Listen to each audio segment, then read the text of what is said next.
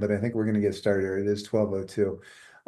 A couple of things before we get started. As I mentioned, we have a great panel here. We've got my colleague, Ben Conard, my partner in crime, so to speak, who has been dealing with Act 235 actually before it became law and involved with the legal analysis. We've got Adam Dorn from Winnebago County and Staci Hoffman from Jefferson County, both of whom have been instrumental in trying to identify some of the legal interpretation questions and also some of the ambiguities and concerns that we have with the implementation of Act 235.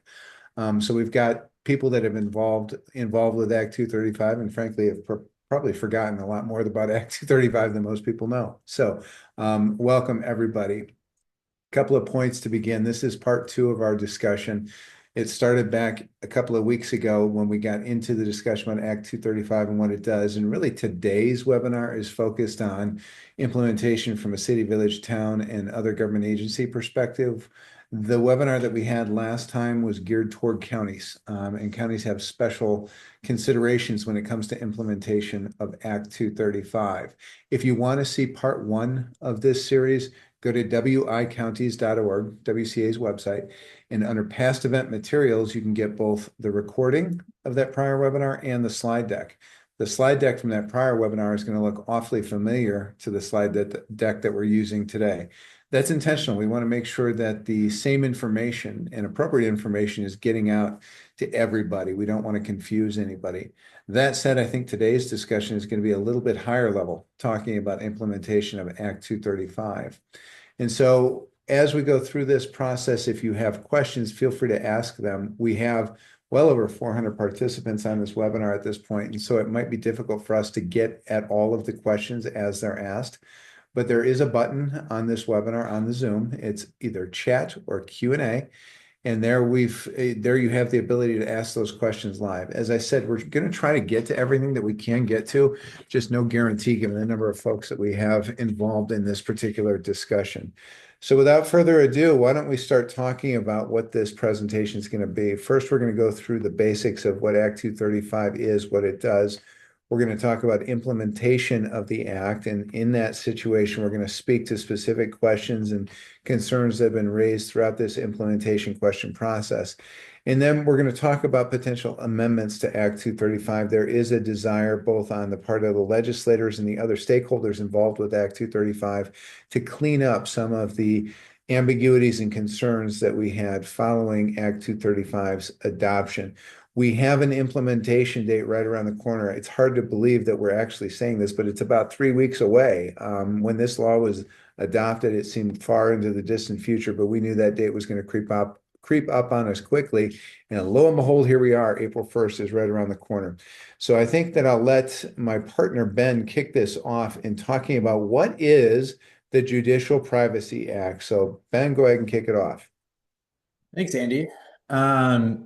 So for those of you who may have heard of Daniel's Law at the federal level, there's also been a push at the state level throughout the country to implement a law with a policy goal of protecting certain what we'll call personal information of judicial officers, mostly judges, but some other officials too, to make sure to ensure their safety. You know, there's been some safety and security concerns in recent years related to judges and their families. So that's really the overall policy goal of what Act 235 is. So at its core, it establishes privacy protections for judicial officers, and there's a procedure for judicial officers to follow to complete a request to certain government agencies and other entities as well that we won't cover today, to keep certain information private or confidential.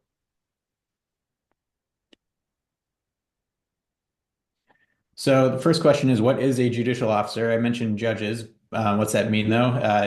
As far as the law is right now, that's Supreme Court justices.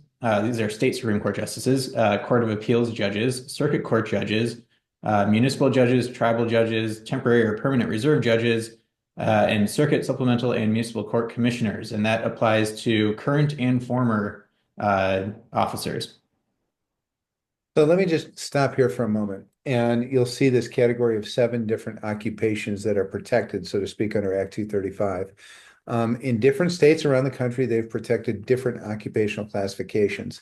I think that Wisconsin right now is taking narrow view. If we look at nationwide, what's happening, a narrow view of what a judicial officer is. In Florida, they have how many different occupation classifications, Staci, that are protected? I think we're at 126, but it changes daily, so I'm not 100% sure. And so I say this because number one, Act 235, it's not going to go away. I think that there is a desire to do the best that we can to protect judges and other occupation classifications that we deem worthy of protection from a policy standpoint. And so I think we're going to see an expansion of this list into the future. And in fact, in the governor's biennial budget that he just introduced a few weeks ago, there is the expansion already. He wants to include federal judges and magistrate judges in the definition of judicial officer. So I think down the road, we will see a greater expansion of the categories of persons that are able to claim protection under Act 235. I have never seen anywhere in the country, though, one particular occupation class protected. Do you know what that is? Anybody on the panel? Lawyers. Nobody wants to protect lawyers. So everybody can feel sorry for me and Ben today. We don't get protection anywhere in the country. But anyways, go ahead, Ben. Thanks. So what is the actual exemption that we're talking about? So the exemption to disclosure and requirement to keep confidential applies to what we already referred to as personal information. That's defined in the act, and we'll go over that in a little bit. And it applies to personal information that's identified in a written request that's submitted by a judicial officer. So important thing here is you don't just have to go find, okay, who in my municipality, in my county is a judicial officer, and go and proactively search this information out for those people. They need to actually submit a written request identifying certain types of information to be covered. And that exemption applies to public records law. So any public records request for information that's subject to a written request would not be disclosable. It'd be an exception, like we have other exceptions under the public records law, so this would be a blanket exception for those records. And then there's also this broad general duty for a government agency who has received a written request. It's a prohibition to publicly post or display publicly available content. And again, I said this is a broad application because it is. If you look at these definitions, publicly post or display means to intentionally communicate or otherwise make available to the general public. So obviously intentionally communicate, that's easy. I mean, if you go and send a letter to every resident in your town, that's an intentional communication, right? But the second part here is to otherwise make available to the general public. So that could be any record that's just generally searchable and findable on your website. Publicly available content also similarly broad. Means any written, printed, or electronic document or record that provides information or that serves as a document or record maintained, controlled, or in the possession of a government agency that may be obtained by any person or entity from the internet from the government agency upon request, either free of charge or for a fee or in response to a public records request. So, there's a lot there, but it's basically any sort of record you could have, written, electronic, whether it's on your website or not. If it's a record you just maintain that could be subject to a records request, those are all covered. And here's the way I've explained it too, and I'm sure that Staci or Adam are going to correct me here, but the way that I've explained it is that we're dealing with really two categories of records, if you will, and then some special rules that apply to each. First is all of the stuff that we keep in written or electronic format that is available pursuant to a public records request. We know that we have a redaction obligation as it relates to those records if they apply to a judicial officer and the judicial officer has requested shielding under Act 235. We get that. But then there's all sorts of information that counties, cities, villages, towns make available to the public. That's where we get into this publicly post or display or publicly available content. And I know this is an issue near and dear to Adam and Staci's heart, is that when they're maintaining their systems, so to speak, to try to provide transparency and public service, we've got Act 235 coming in and saying, whoa, wait a second here. If you're going to have a search function or some function that is going to generate a result that displays information that should be shielded under Act 235, we got to change the way that our system works so that information is not displayed. Did I explain that correct, Adam and Staci? Yeah, you're doing great. You're learning. I'm Like on a it. roll. See, I do enough of these and eventually it's going to sink in. Adam, anything you wanted to add on that?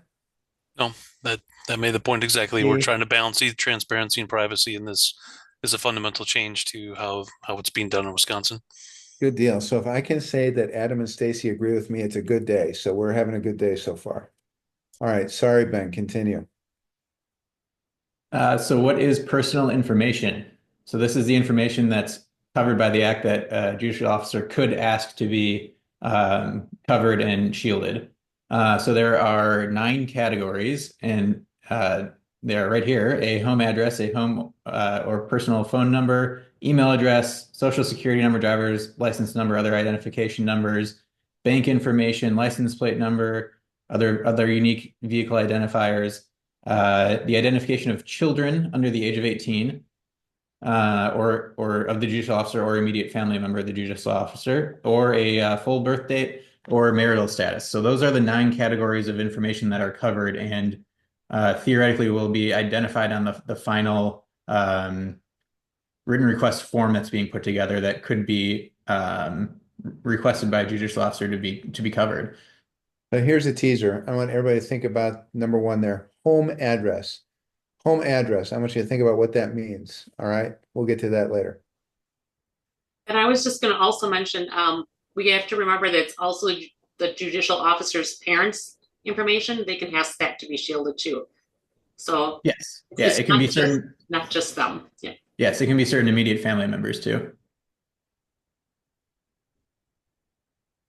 When does the exemption apply? The exemption, as we've mentioned, only applies if a judicial officer has actually submitted a written request and identified what information should be covered. So theoretically, a judicial officer could submit a written request that only requests that their home address be covered by the request, right? So then your only obligation is go and shield documents that have the judicial officer's home address. Or they could submit a written request that just checks the box for all 9 of those things, and then you have to comply with each one of those. So it's really going to vary depending on what each officer submits.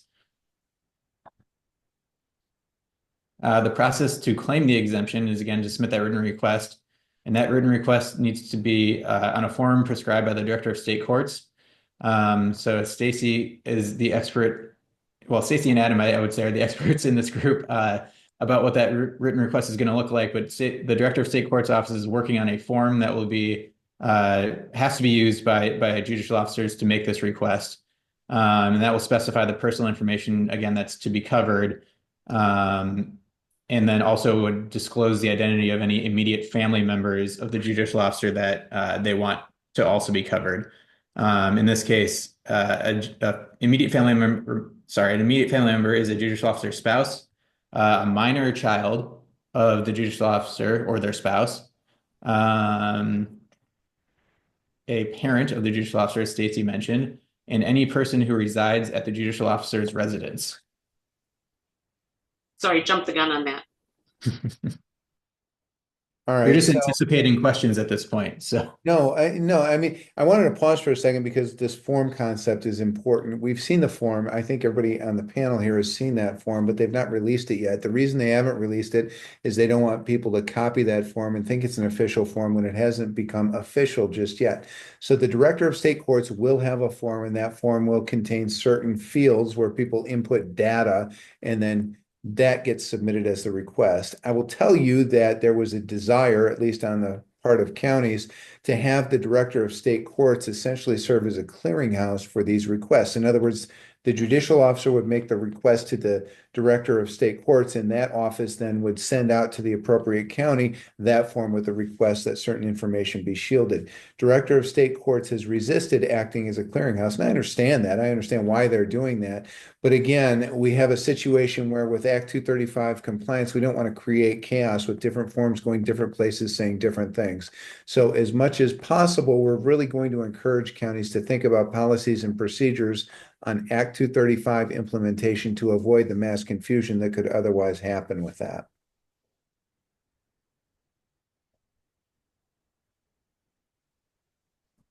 And this slide gets right at what Andy was just talking about. The methods prescribed under the Act for submitting that request are either direct by the judicial officer to a government agency. There's a certain process where employers can. I don't think we'll see much with that. And then the second one here is the clearinghouse aspect that Andy talked about is actually permitted under the legislation. But to Andy's point, at least at this point, doesn't seem like that is going to be the route taken by Director of State Courts. So how long is a written request valid for? 10 years or until the judicial officer's death, whichever is first. Well, let's talk quickly, Ben. I know it's in the FAQs that we're going to get to. Yeah. But let's talk about this 10-year period. Do we reboot if the judicial officer makes a request in 2025 for shielding? Okay, great. We're going to implement. Same judicial officer makes same request in 2028. What do we do? Yeah, I mean, I think just by the letter of the act, the period would restart. So it reboots the 10-year period. That's right. So it's 10 years from the date of the request, and it doesn't matter about previous requests. There are some exceptions to the disclosure or shielding exemption. One of those is as required in response to court order. And then there's certain processes that the next two cover for the judicial officer or the immediate family member actually providing a consent to the release of their information. And that consent will also be on a form from the Director of State Courts. So it can't just be an email or letter from the judge. It has to actually come on another form, official form from the Director of State Courts. And then Andy, if you can go to the next slide, there's a few more exceptions. These three exceptions are more for a government agency being allowed to provide access to records to certain third parties. So the first is actually referring back to the slide we were just on, which is a signed consent document from a judicial officer. The second is related to certain, related to certain financial institutions. And then the third one, which is going to be most applicable to counties and municipalities, is when the third party provides a confidentiality agreement or enters into a confidentiality agreement with the government agency. So, for example, you could provide access to records to, probably a bad example because we're hoping this changes, but right now to a title company via a confidentiality agreement. So the title company would have access to all of the county's land records, but would be under an obligation to not further disclose a judicial officer's personal information that has been covered by a written request. Yeah, and let me just pause here for a second too, in that the statute literally says a consent document, signed consent document, doesn't tell you what that signed consent document needs to look like or what it must contain. Statute says confidentiality agreement, doesn't tell you what that confidentiality agreement should look like. So we've been working, we have a working group that meets periodically. For a while there. We're meeting every couple of weeks, going through Act 235 implementation. We talked about we ought to have a template confidentiality agreement that goes out there because frankly, we would like all 72 counties and other government agencies in the state to have consistency in these agreements. And so we worked on putting together confidentiality agreement templates and pushed them out to Corporation Counsel at the county level. I want to say about a month ago, Ben, is that when we did that? And those agreements were informed that the working group, Staci and Adam and Ben and I are on, and we all agreed that this makes sense. That doesn't mean that Corporation Counsel or the attorney for the government agency might not make changes or use a different form. That's fine. They're the attorney for the government agency. They need to make that decision. But again, I think we ought to, as much as possible, encourage folks to use a very similar form so that we all have an understanding as government agencies throughout the state about what we have for expectations in a confidentiality agreement. So we're putting that out there. If anybody has comments or questions on those agreements that we pushed out, feel free to let us know.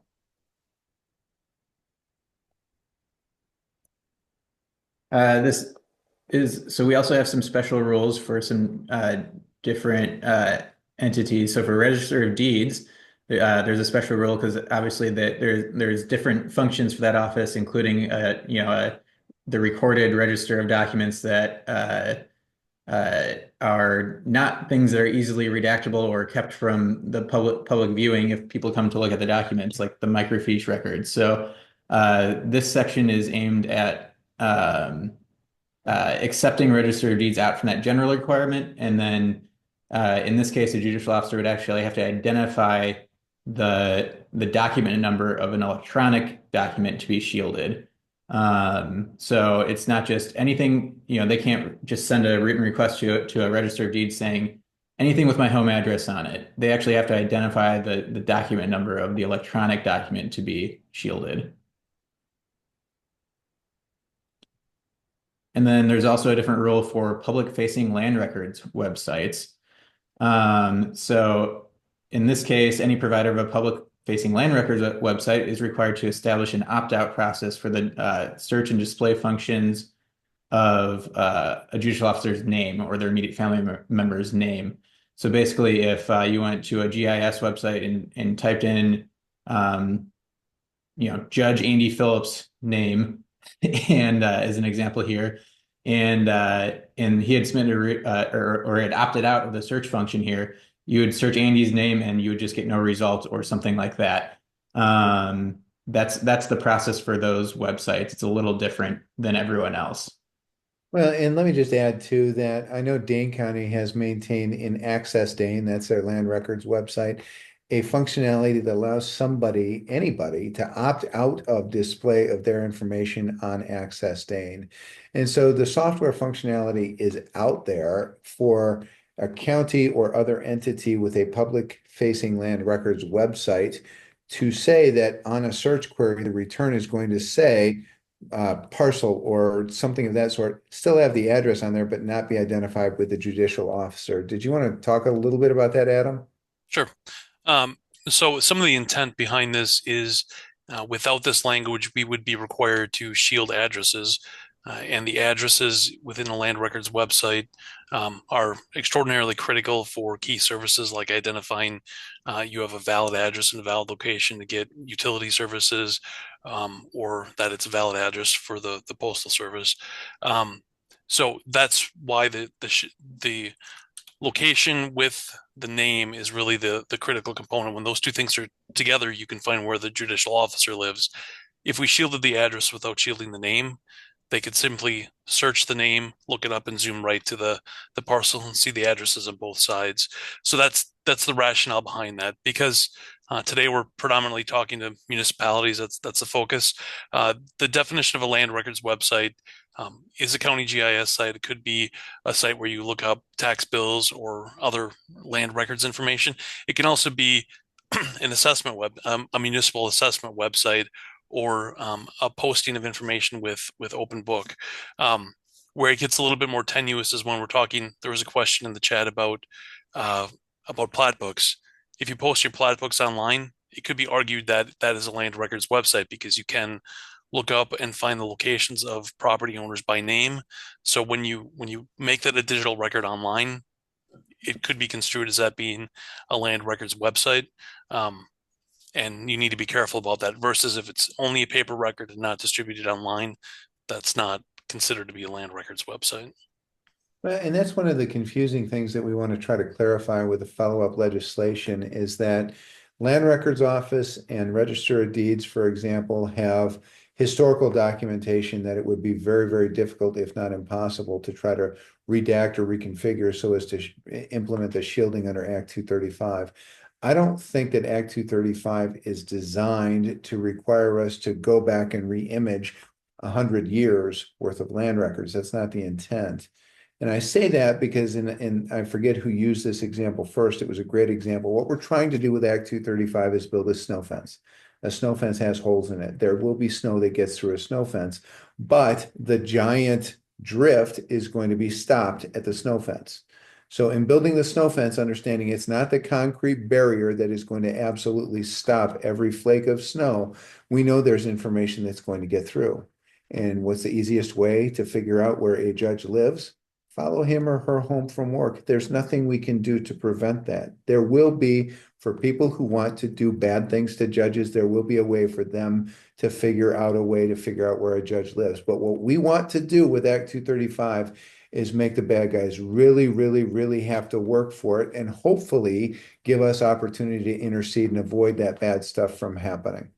Staci, you came off of mute. You wanted to add something? Well, I was just going to add, Kenosha had put a question in the chat. They do not allow people to look up names on their public searching website. Do they have to do anything? If it's searched or displayed, so if the search functionality is not there, but the display is there, they would have to do something. However, if there's currently not the ability to search or display, then they're fine. You know, and this brings up the question as it relates to municipal implementation. Melissa asked a good question about poll books that municipalities maintain. Are judges going to potentially be confidential voters? The state has started to address that question. They anticipate following, I believe it's called confidential voters, the process that they have in place for safe at home participants. Although, as of the last I saw, they have not established what their new process will be. However, they anticipate planning a similar track as what they're doing with safe at home participants. And they're doing a similar thing with nomination papers. They're going to come out. The Elections Commission is responsible for coming out with new nomination forms for judges running for office if those judges have requested shielding.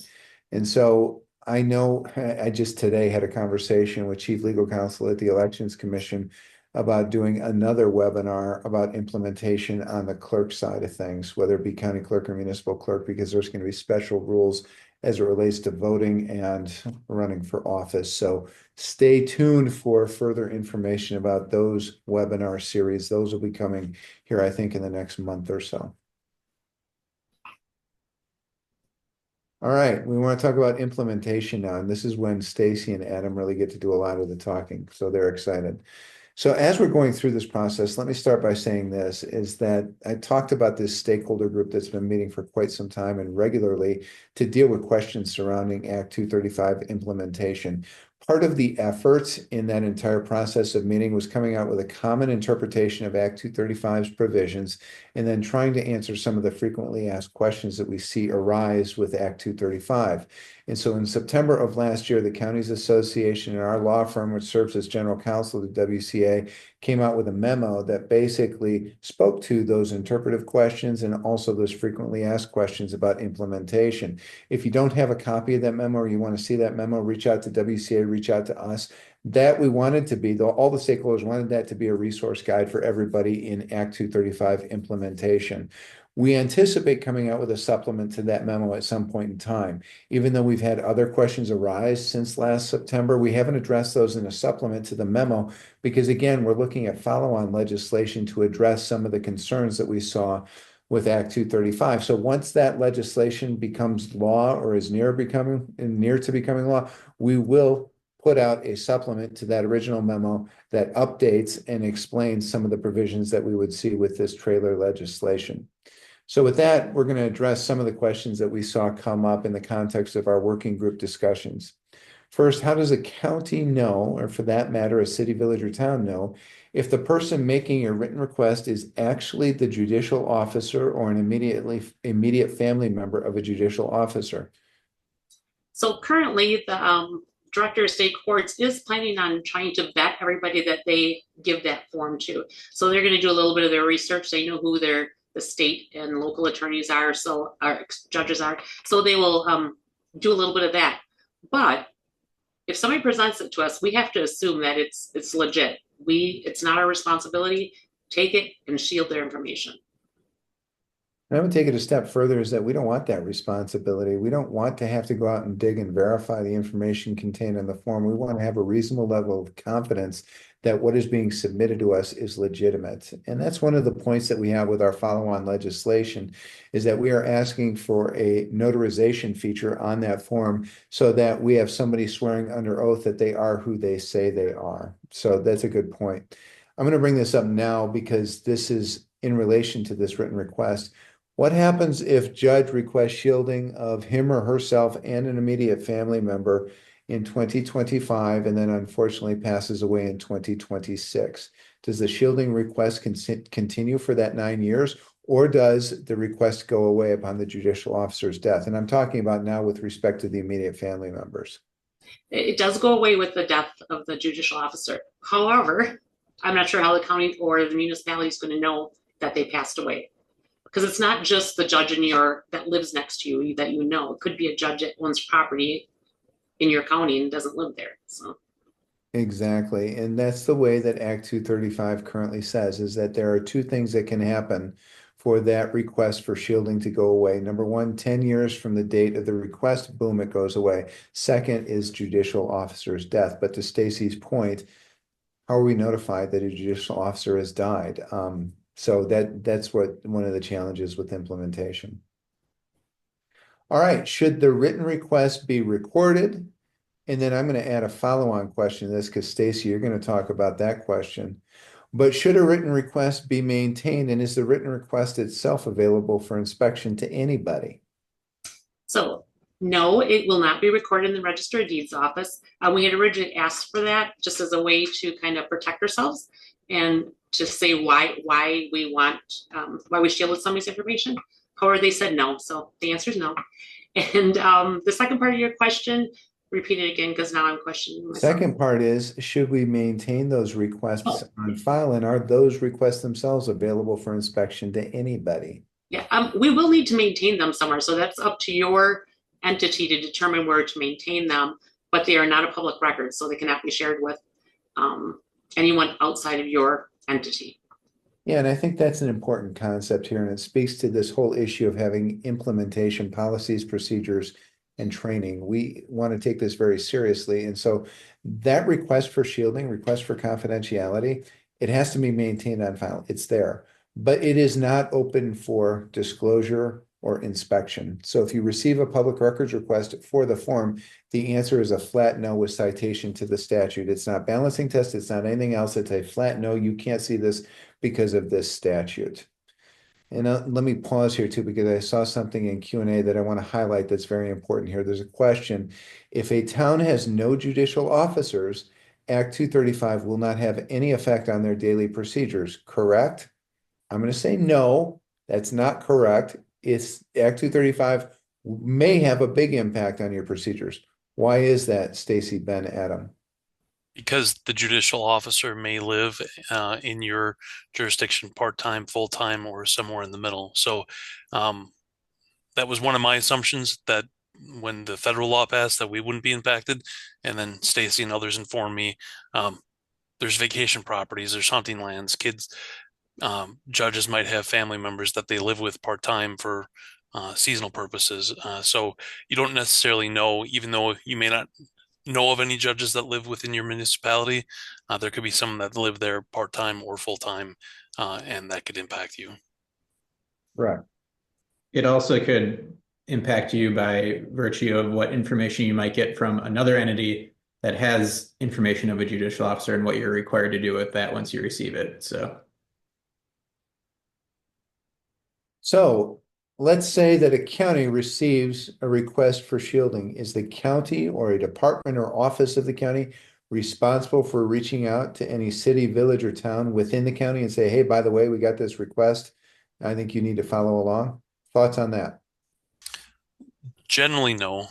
So if I distribute data to a municipality in my county today on March 7th, and then we get a judicial officer shielding request on April 1st, I don't have an obligation to tell that municipality about it.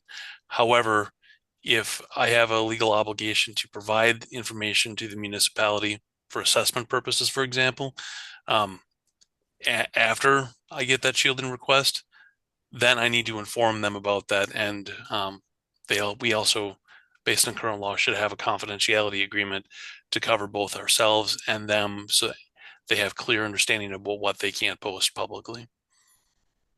Yeah, and let me just pause there for a moment. We don't have an obligation to talk to cities, villages, and towns. That's true. I get that. But I think that if we look at Act 235 and the various different opportunities for information to come in and out of a county or municipality, we would be wise to have conversations with our municipal colleagues if we're counties.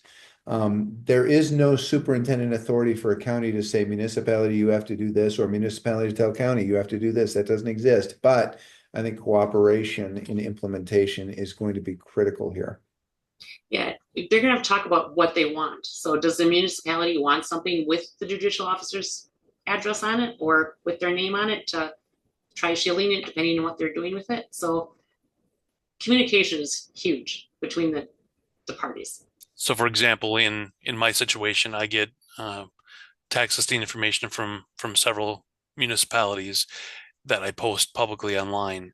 After April 1st, the intention will be for them not to ever supply me any owner names of the judicial officer's shielded properties, so I can't inadvertently push that information online. So we're having dialogues and setting up systems to establish that process. However, if my county maintains information from a property lister standpoint and needs to provide it to an assessor who needs that information to complete their work, that's a completely different workflow, and that communication is important, as Andy's mentioning. All right, so can a county or other governmental agency share data containing personal information covered by a written request for confidentiality? Can that be shared with another governmental agency? What about with an independent third party, a private sector third party? Well, we better have a confidentiality agreement signed with them before we share anything. So the answer is yes, we can do it, but with one of those three items down there, either a consent to release from the judge, the other is with the financial institute, or that confidentiality agreement. So everybody be prepared, because you're going to get a lot of confidentiality agreement requests if nothing changes in the statute. And the contractor portion of that is very important to note, because it's not just the ones where you might have an engineering firm that a municipality might be working with, and they need to know ownership information for potential acquisition of right of way, for example. It's not just those kind of relationships; it's also software relationships. So, if you are working with a vendor that supplies your CAMA software or other software, where they have the potential chance of seeing that information, you should have a confidentiality agreement with them to make sure that they're aware that they have that obligation, just like you do, to keep that information private. Kathy asked a great question. What about plat books that are available for sale? So I would definitely advise talking to your attorney about the details of this, but the way that I've thought through this issue and talked to others about it is, if it's shared online, that, because it could be construed as a land records website, is problematic. However, if it's a paper record, the law specifically identifies that addresses can't be shared, not names. Yeah, I think that is a real confusing part for a lot of people. There's a difference between name and address. The statutory requirements are addresses. However, if it's a public facing website, they can ask to have their name removed, and then their address would still be showing. So it is a little confusing, different if it's electronic or if it's paper. And in the trailing legislation, we're hoping to make it clear that address is fine to share and name is fine to share. You just can't have the two together on the same document, building that bridge where someone can find the location where the judicial officer resides. We've talked about the 10-year period when it commences and when it stops. But what is considered publicly available content? Is it limited to content available on the internet? It's everything. Everything that you have, paper, electronic, you name it, it's there. That's all publicly available. Somebody can do an open records request for the information that would be publicly available. With that said, as you're trying to figure out how to implement this within a month time frame, triaging how you're responding seems as though it's an appropriate measure.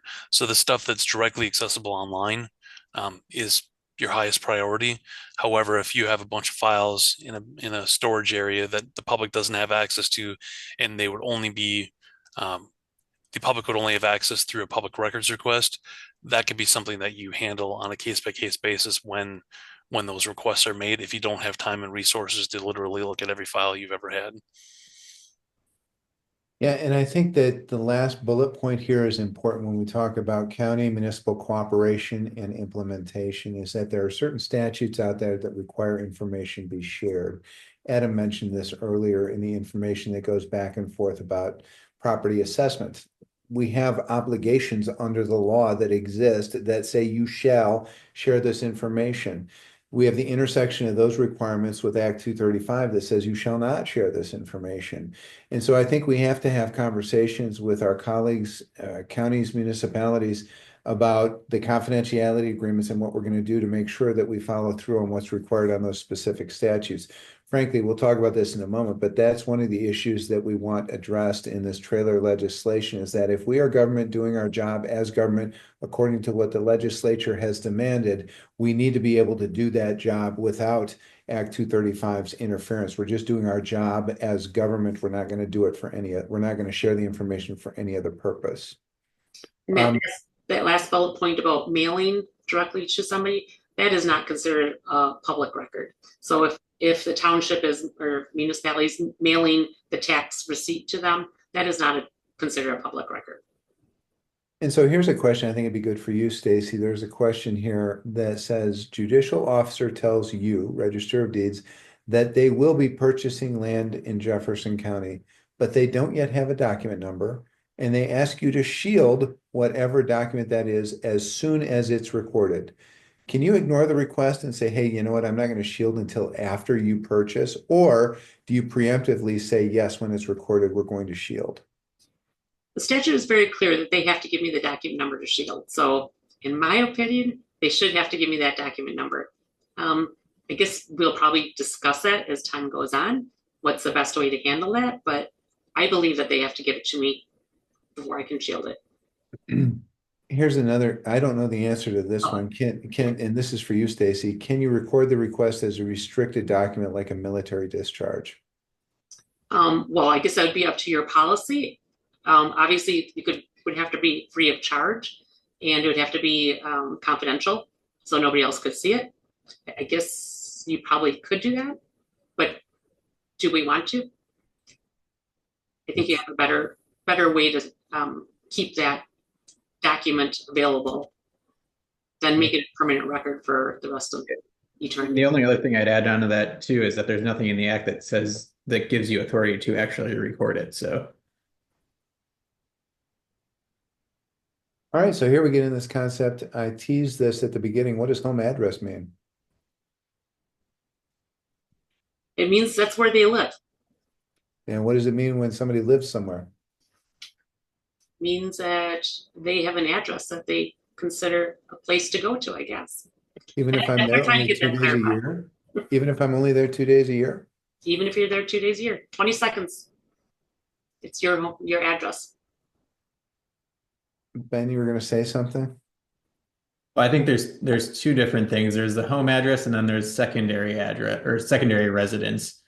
So the home address would, by the definition in the act, would apply to a permanent residence. I guess, and that goes to, it doesn't have to be an owned home. It could be an apartment. If the judge lives in an apartment, it would cover an apartment that they rent. It's just wherever their permanent residence is considered. And we can, again, the definition isn't any more clear than that, but as Staci pointed out, but that is what we have to go on. The term secondary, I think it's secondary address or secondary residence in the statute, isn't defined currently, and that's something we're trying to get cleaned up in the trailer legislation to make at least a little bit more clear on what could be a secondary address. Is it is it hunting land that doesn't even have any sort of cabin on it? It's just 50 acres of land with nothing there. Does that count? We're trying to get that clarified a little bit. Right. Not that they put a tent up there once a week to go camping. That shouldn't be an address, but.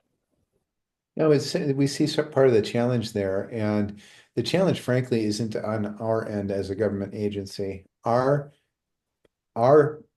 requirements are to implement according to the form submitted to us. We don't have the ability to ask questions, nor should we ask those questions.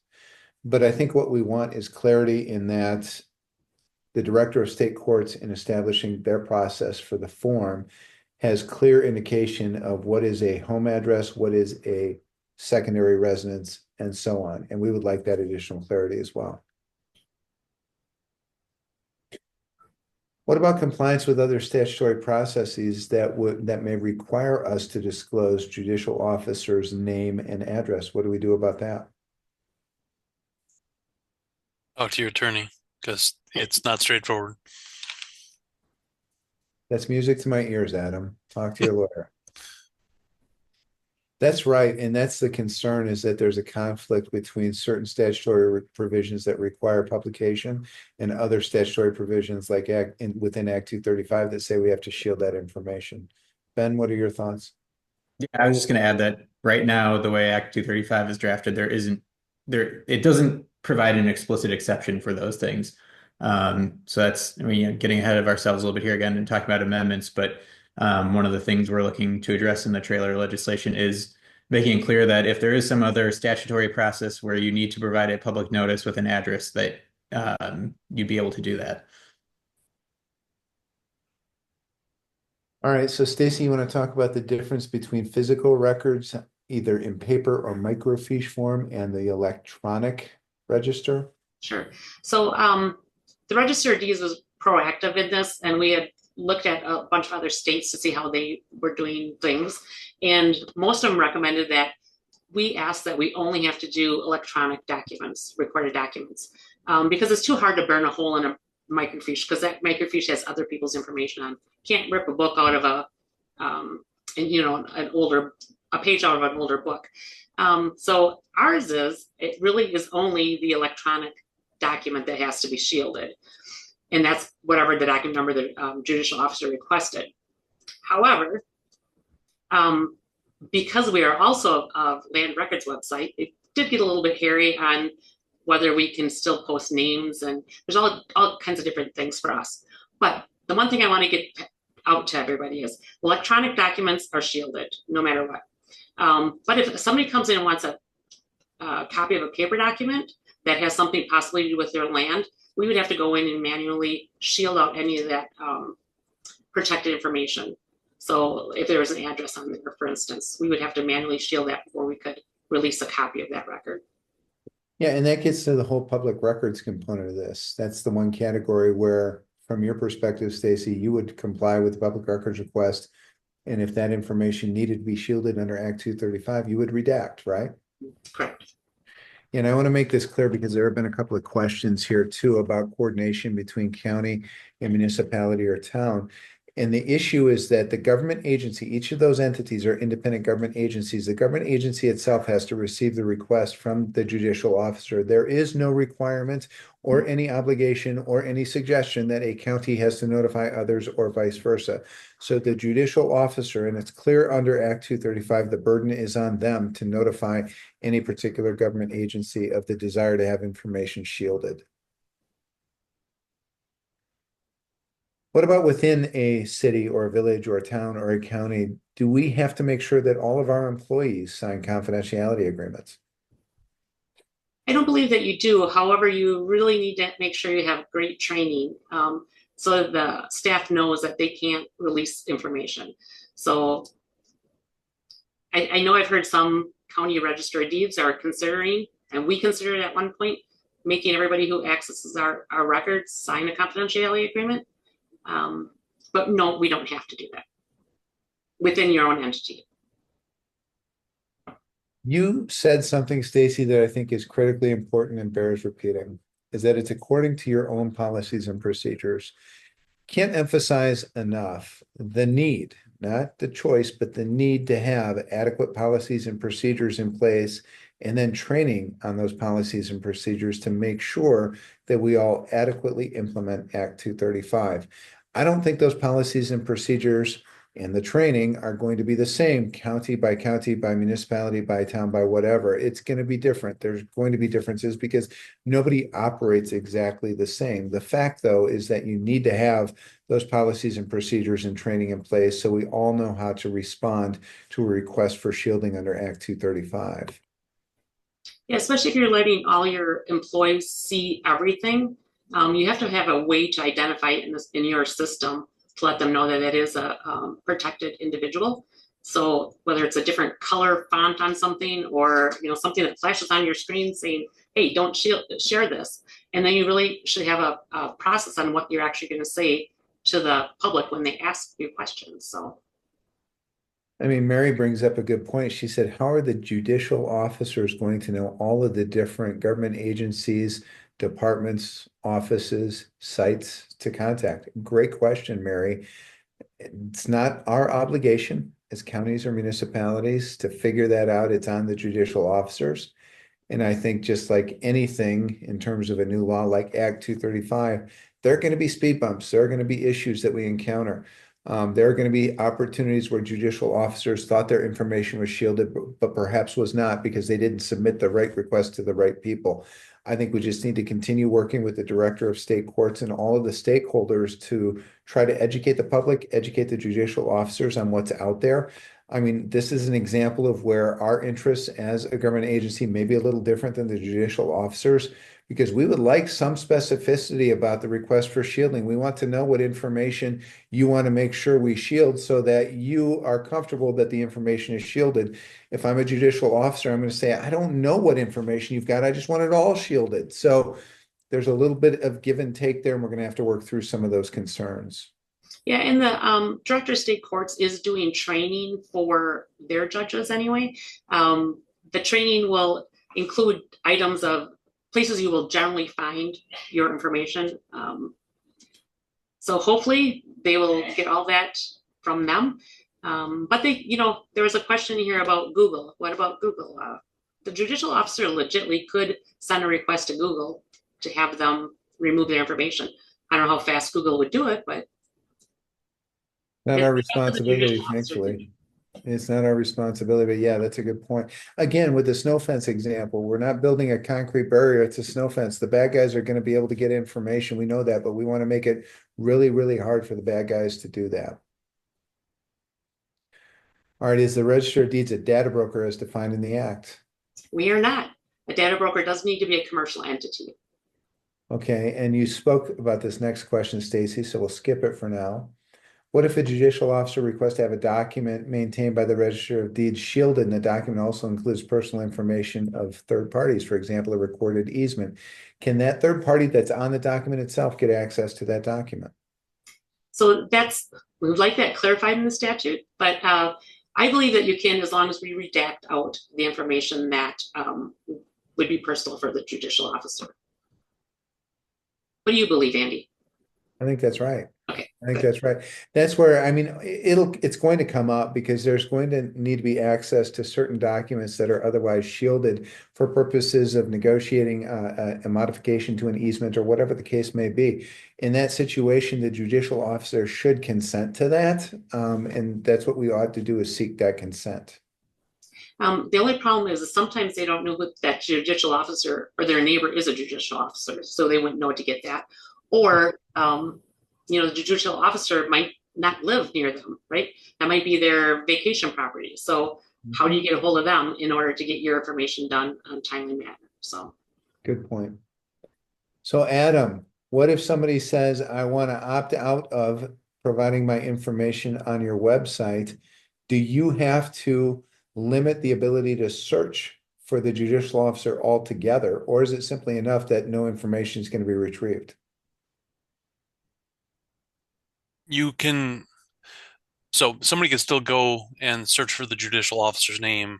There could be search capabilities, but the search capabilities can't find any records. So if someone was searching for me and they typed in my name and no results popped up, and you can't zoom to the parcel and see who the owner is, you would be fine.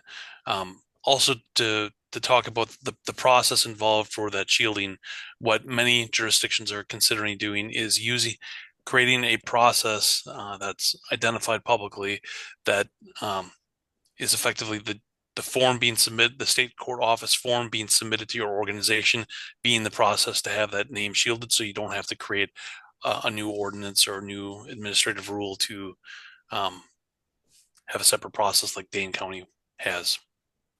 Well, and I think this is frankly, one of the areas where we're going to see challenges with implementation if we have a Judge John Smith. I'm quite sure there's more than one John Smith in the state of Wisconsin. And so Judge John Smith submits the shielding request and inadvertently gets information on the 15 other John Smiths in that county shielded in that entire process. I think that we're going to have some challenges with implementation there. It again gets back to that concept of us wanting to have as much specificity as possible, and the judicial officer saying, I don't know what specificity to ask for, so just shield it all. We're going to have to work through some of those speed bumps. On the draft copy of the form that we've seen from the state court office, they have included additional information like parcel number, and to address the concern that you raised, we requested they add middle initial, which they did. So those should help to narrow those challenges, but possibly not eliminate them. So Adam, can we just delete the judicial officer's name from the database? If the home address doesn't have a name associated with it, does the home address need to be shielded? Can we just delete the name? Deleting the name would not be what we'd be recommending. The recommendation would be more along the line of, you have separate copies. You have an internal copy for staff. If your organization's policies, that staff can have access to that, and then have a separate publication version with that information shielded so it can't be available to the public. We don't want to damage the source authoritative record. Well, let's talk briefly about potential amendments. I know Staci and Ben, I've seen email exchanges between the two of you. So if you guys want to talk about those potential amendments, as I mentioned, we have various stakeholders here. We may have two bills proceeding on similar paths, one from Director of State Courts, one from the Counties Association and the stakeholder groups. But let's talk about what amendments we're seeking here to clarify Act 235's requirements. Ben, do you want to go ahead or do you want me to? Sure. Okay. I can start.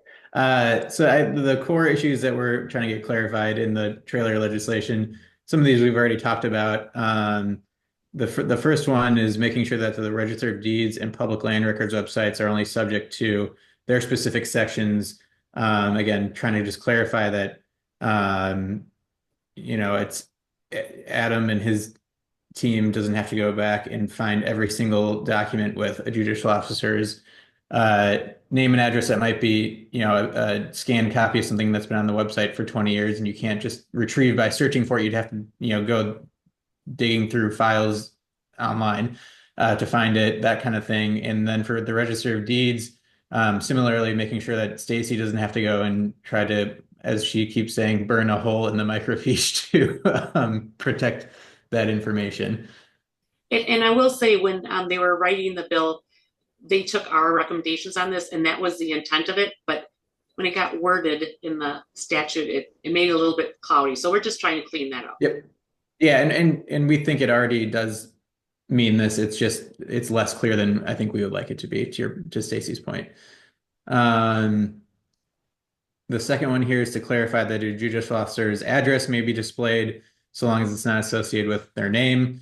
So if you so if Adam has a record that has the name or the address of a judicial officer, he can still send that to other groups that need to have that information, and people can still view it online. You just wouldn't see the officer's name on it, and it would be very clear that that's still complying with the act. Adam, do you have anything you want to add on that? Or I think we already kind of touched on this already too. Yeah, addresses are a critical component for public service, for utilities, and for public safety. We need to be able to use those in those areas. This one we've already hit on as well. Provide exceptions for public notices that are otherwise required to be given by law. One example we keep using is tax deeds. So if a judicial officer or their maybe other covered immediate family doesn't pay their property tax bills, arguably under the way the law was written the first time, you wouldn't be able to include their name and address in the required notices for the tax certificate and tax deed process. That's just one example, and there's many others under the law where like a zoning permit application, that sort of thing, where public notices are required. This last one on this page here is important. Ensuring that government agencies may share protected personal information with other government agencies for government purposes.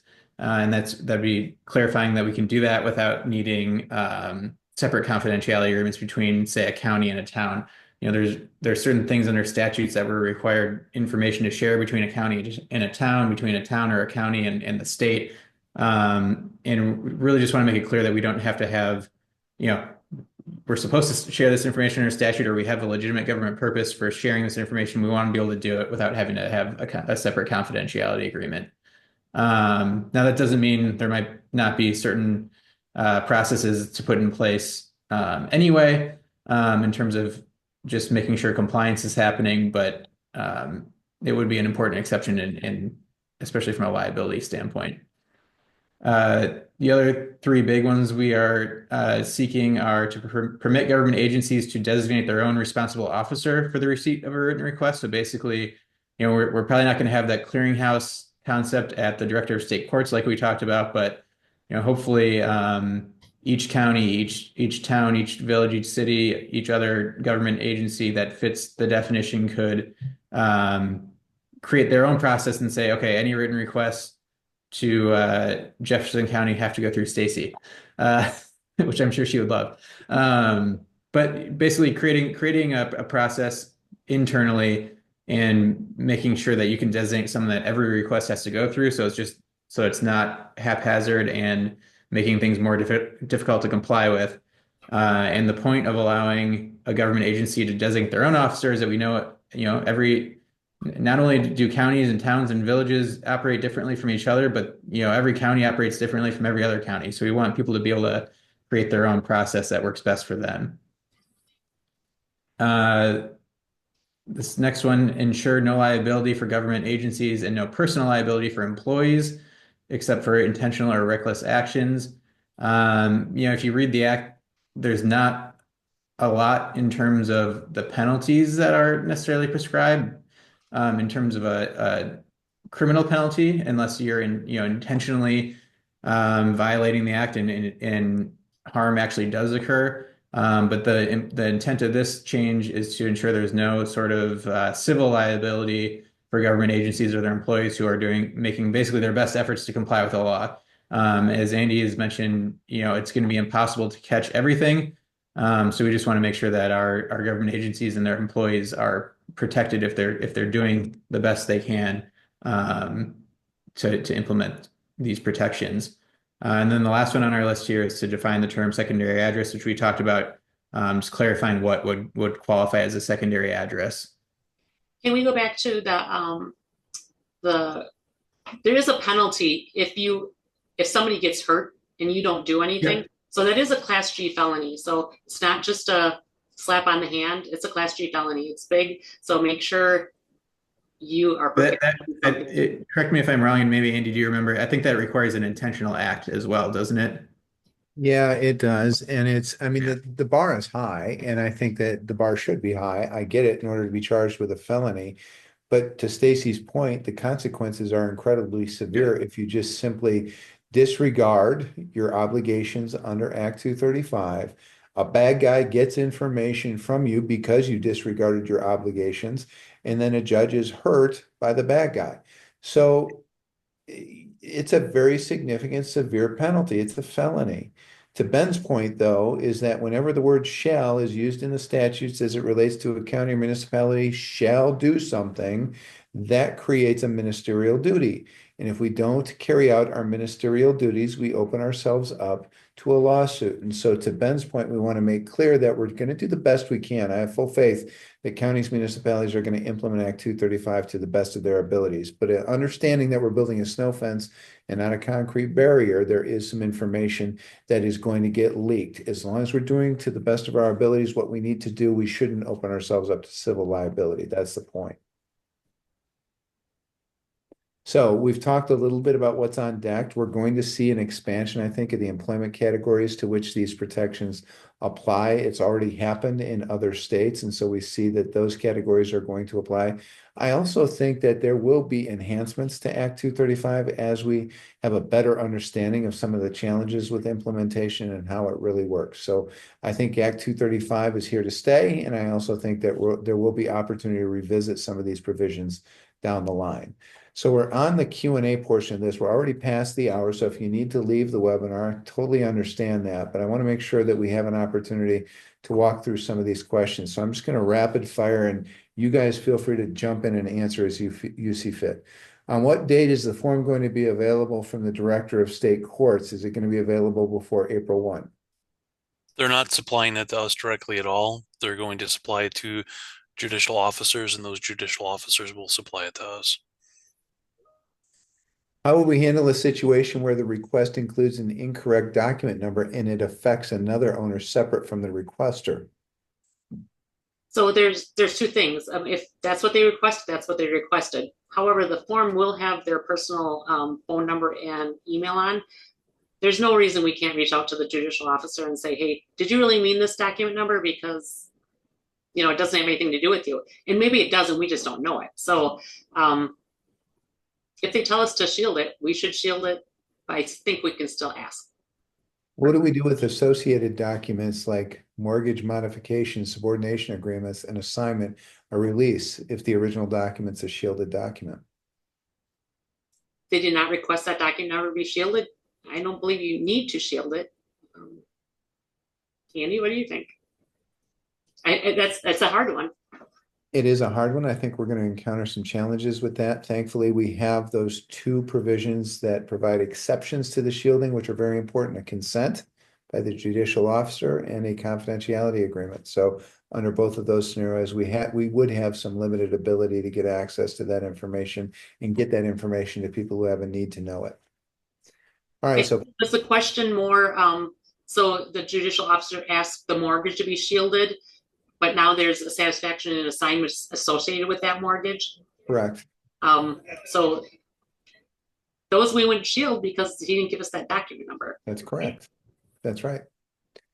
So for publicly facing documents, what's the obligation to conduct a historical search to ensure that all properties ever owned with permits associated with this judicial officer or their family are shielded, or would it only apply to whatever properties they currently claim? Only their current properties.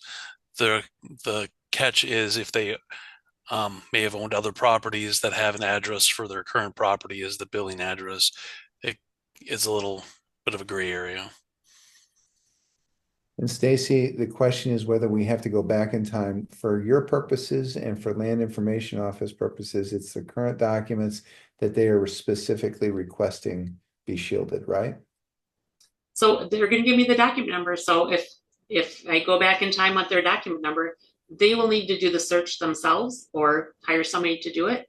And then they can tell us what document numbers to shield. And to make it clear on all the other records, if we have records from 30 years ago, but it's still relevant to the property that they're identifying, it's our obligation to go and find all of them. Right. And we really should clarify register of deeds. Yeah. Very specific for document numbers. Correct. Everybody else is not quite as lucky as we are. Correct. So the request itself from the judicial officer is going direct to the government agency. It's not going through the state first, correct?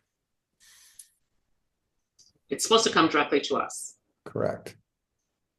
Can the shielded document or data fields themselves indicate that the information is shielded pursuant to Act 235? In other words, Adam, can you put data shielded on a search result? Each organization is going to have to come up with their own phrasing. We would probably want it to be a little bit more anonymous than that.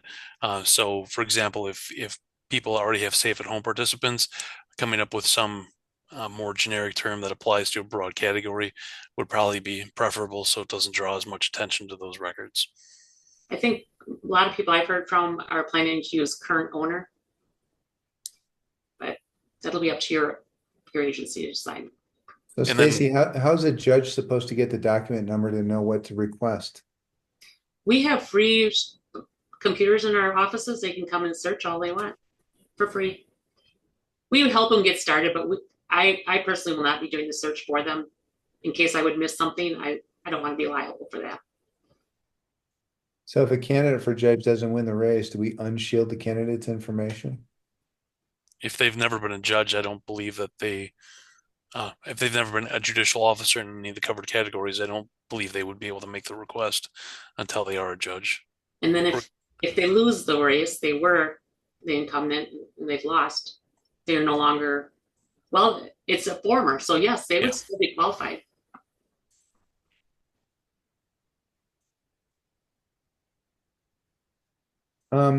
And this is a question specific to you, Staci. Are you changing anything regarding your relationship with title companies for document sharing agreements? What are you changing?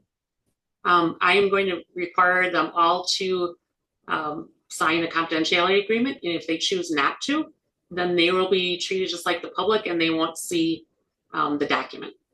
They will have to get a consent to release from the judicial officer if they have a need for it. We had a request for contact information. Our contact information will be available at wicounties.org in conjunction with this presentation. So feel free to reach out to us with additional questions. Couple more here. Anne begins by saying, sorry to hammer this, but similar scenario. What if a shielded document then has an affidavit of correction, meaning something on the shielded document gets corrected? A lot of times the original document is attached to the affidavit of correction. Hadn't thought about that yet, so I don't know. Wow, Anne gets the gold star for stumping Staci. That hasn't happened so far on these webinars. That's awesome. What do you think, Andy? I think that if the document that is attached to the affidavit has been requested to be shielded, that document attached to the affidavit theoretically has that same document ID number on it, doesn't it? It's a recorded document. Mm-hmm. And so I think we shield. But I think the affidavit itself would not be shielded unless it's separately requested, right? Correct. But the document attached would be, wouldn't it, Ben? Yeah, I so mean, I think that's the safest way to do it. Yeah. I don't know. And this is what we talked about. There's going to be a lot of things that we don't know now, right? That we'll figure out after we start using this form. I'm not sure. I would think we can somehow do that, but I'm not sure how we're going to do it. Well, and Anne said technically that affidavit has a new document number. I get that, but the document attached should have a separate document number associated with the original document that was requested to be shielded. So I think we'll work through some of those challenges and analysis. That's a good one though, Anne. I think we just demonstrated why there needs to be amendments and how this first round of amendments may not be the last. I would agree. So can we address language we should use if somebody inquires why they can't see a shielded document? Yeah, we've talked about this a few times, and I think the language I am leaning toward using is that information is not a public record.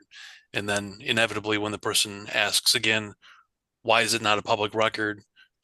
Refer to them to your attorney's office.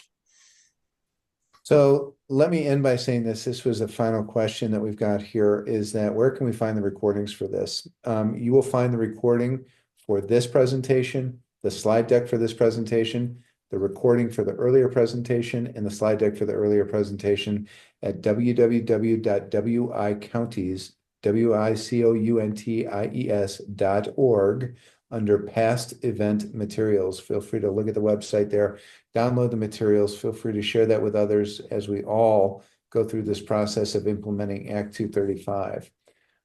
So good discussion here today. Thank you, Adam, Ben, and Staci for your participation here. And I'm sure that the four of us will be talking again soon about more Act 235 fun stuff. We will obviously keep everybody apprised as to the status of that follow-on legislation. And at some point, we may have an opportunity to regroup and have a further discussion about some of the questions that we see arise with Act 235 implementation. So with that, I think we have concluded our webinar. Thank you, everybody, for joining us today. And if you have any follow-on questions, feel free to let us know. Thank you. Thank you. Thank you.